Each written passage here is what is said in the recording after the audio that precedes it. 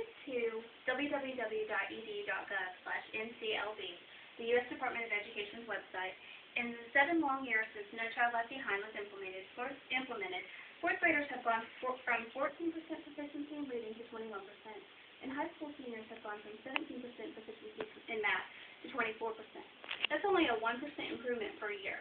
To me, that's a stark reality, and the 7% gain in proficiency of our nation's students increasing their basic skills is alarming to me because as a future teacher, I fear for the success of my future children.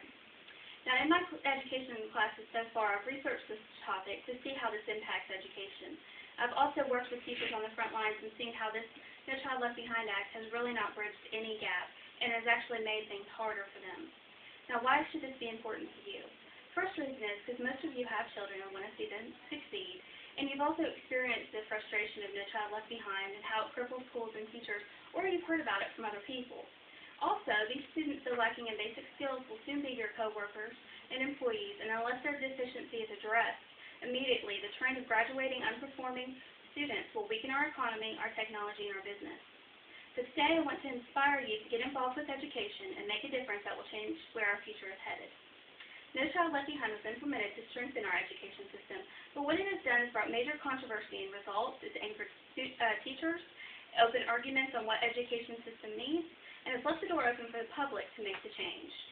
While No Child Left Behind has been argued for many years now, no large conclusive improvements have been agreeably seen. But let's look at the results that make this law such a controversy.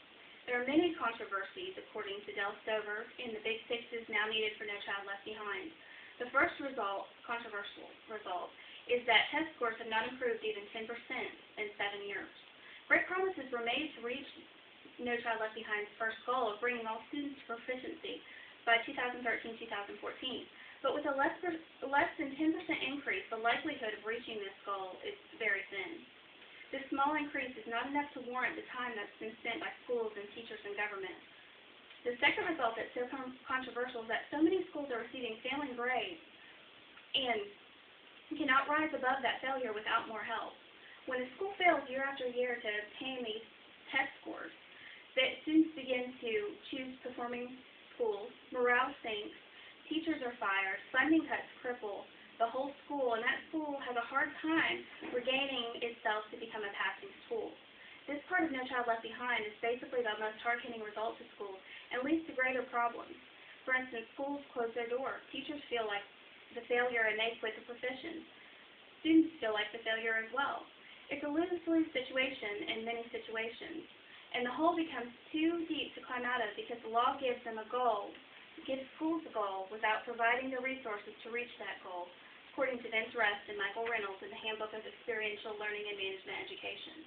These results continue to grow year by year. But who is one of the most upset groups by these new mandates and harsh results? One of the groups most upset is the millions of teachers dealing with the effects of this law on a daily basis.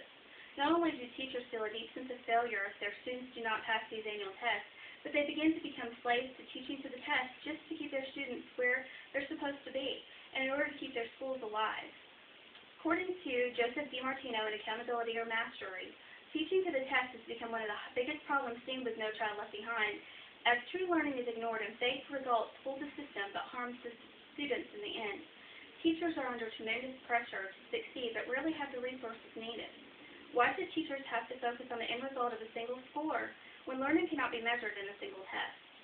Learning comes in many forms, not just test scores, and many students don't test well. They have test anxiety. Another upsetting point to teachers is having to meet impossible standards that are laid solely on their shoulders. Who brings all these students to proficiency by 2013-2014? It's the teachers. Parents expect more of these teachers than any other person in their child's life, but teachers are human and can disappoint as well. Not only that, but these standards set by No Child Left Behind were made by congressmen, by Washington bureaucrats with no experience, according to Connie Carter Randolph, a teacher of 25 years. These teachers deal with the real-world problems, not Washington. So then if teachers are the ones in the classroom day in, day out, who best to know what our education system needs to succeed? But what are these needs? Teachers, bureaucrats, parents, students, all of them argue over what the system needs. According to Congressional Digest, No Child Left Behind, the New Debate Left Behind Revisited, these arguments are detailed. Some say a completely new way of doing things is needed, but what's best and how can it be implemented?